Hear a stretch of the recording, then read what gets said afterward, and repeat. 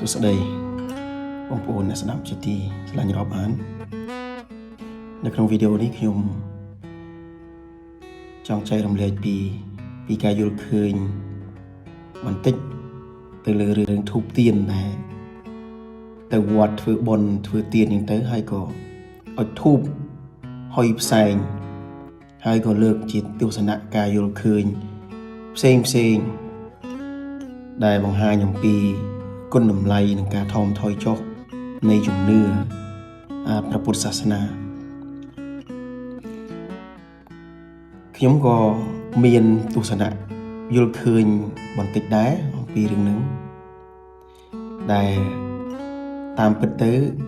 អ្វីដែលខ្ញុំយល់ឃើញខ្ញុំគិតថាវាមិនមានអីទាស់ហើយអាក្រក់រហូតធ្វើឲ្យយើងមើលឃើញថាតម្លៃព្រះពុទ្ធសាសនាត្រូវថមថយចុះឬក៏រលាយជំនឿព្រោះរឿងអុជធូបទៀននេះទេអ្នកខ្លះគេយល់ថាការអុជធូបអុជទៀនអីទាំងអស់នេះនៅក្នុងជំនឿព្រះពុទ្ធសាសនាវាជាការខ្ជះខ្ជាយក៏អត់ប្រយោជន៍ទៅវិញ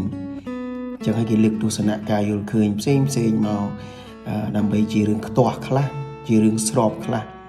ដល់ការបដិបត្តិនៅក្នុងជំនឿសាសនាអ្វីដែលខ្ញុំចង់ចែករំលែកហើយក៏ជាការយល់ឃើញផ្ទាល់ខ្លួនរបស់ខ្ញុំយល់ថាព្រះពុទ្ធសាសនាមិនមែនរលាយព្រោះរឿងធូបទៀនឬក៏ពិធីកម្មនានាបែបសាសនានេះទេតាមពិតទៅវាអាចរលាយព្រោះបរិស័ទទៅវិញទេ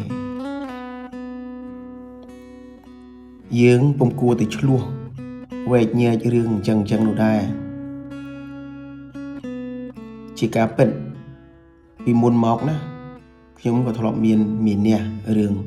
ធូបទៀននេះខ្លះដែរមិនមែនថាអត់សោះទេ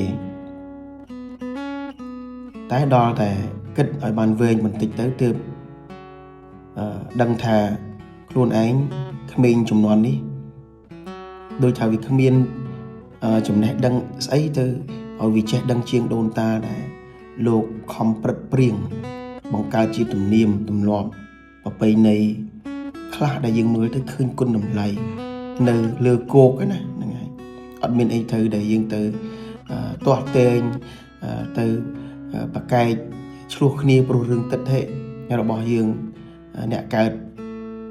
ក្រោយនេះទេរឿងខ្លះណាការគិតការយល់ឃើញនេះបួសរៀន10ឆ្នាំក៏ដោយ20ឆ្នាំក៏ដោយតែបើមិនមានទម្លាប់អានសៀវភៅក្នុងទូទាំង110ក្បាលឲ្យបានខ្លះទេនោះមុខតែនឹងប្រកាន់នឹងរឿងអស់នេះហើយម្យ៉ាងទៀតរឿងទៀននិងរឿងធូបនេះក៏មិនមែនជាហេតុឲ្យមនុស្សវង្វេងដែរវាណាស់តែវង្វេងត្រង់ដែលយើងមិនព្រមរៀនដឹងពីវប្បធម៌ពីសាសនាឲ្យបានជាទម្ងន់ខ្លះប៉ុណ្ណោះទេក្មេងៗសម័យនេះគេរៀនចេះដឹងគេចង់បង្កើតអ្វីដែលថ្មីដែរតែថ្មីបែបចលឹះបឺសខ្ញុំអាចនិយាយថាជាលក្ខណៈថ្មីបែបចលឹះបឺសគេមិនឃើញអ្វីដែលថ្មីហើយរក្សារបស់ដែលមានប្រមាណទេតែគេចូលចិត្តរបៀបជន់ជំនឿចាស់គេផ្លាស់ជំនឿថ្មីទាំងដែលពិតទៅនោះគេយកពីចាស់មកកែខៃសោះខ្ញុំមិនដែលឮគ្រូអាចារ្យអ្នកចេះដឹងណាលោកមកប្រកាន់ប្រកែករឿងអុជធូបទៀនឬពិធីកម្មនានាក្នុងព្រះពុទ្ធសាសនាខ្មែរយើងទេផ្ទុយទៅវិញលោកមានតែសរសើរដូនតាថាពូកែលបាយសាសនាតាមជំនឿសម្បូរបែបយ៉ាងនេះយ៉ាងនោះជាដើមហើយខ្លះនោះអានតែសភៅជោគជ័យសភៅសង្គ្រាមឈ្នះចាញ់ហើយសភៅទស្សនវិជ្ជាបែបសាសនាសំបីតែគាថាអប់រំមួយបន្ទាត់មិនទាំងដឹងអានផងហើយរួចមកវែកញែកដឹងហេតុផលខុសត្រូវណាស់ធ្វើចេះបានសមធ្វើចេះបានត្រូវបែបនេះបែបនោះអ្នកអើយយើងរៀនអានរៀនអប់រំ រៀនទទួលយកហើយយើងរៀនរក្សាខ្លះទៅរួចចូលអ្នករៀនស្គាល់តម្លៃសាសនាវប្បធម៌បែបជាតិសាសន៍ឲ្យមានសាមគ្គីនឹងគ្នាផងនោះយើងនឹងបានដឹងថា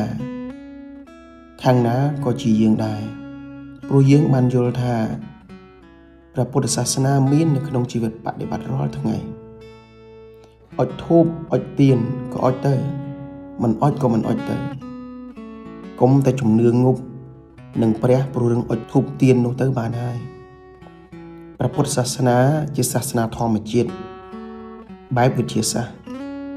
ព្រោះទ្រឹស្ដីបដិបត្តិមាននៅក្នុងធម្មជាតិរាល់ថ្ងៃពិតរហូតមិនប្រែប្រួលទៅណាទេអ្នកគោរពជឿតាមអាចប្រែប្រួលការគិតតែទ្រឹស្ដីពុទ្ធវចនៈ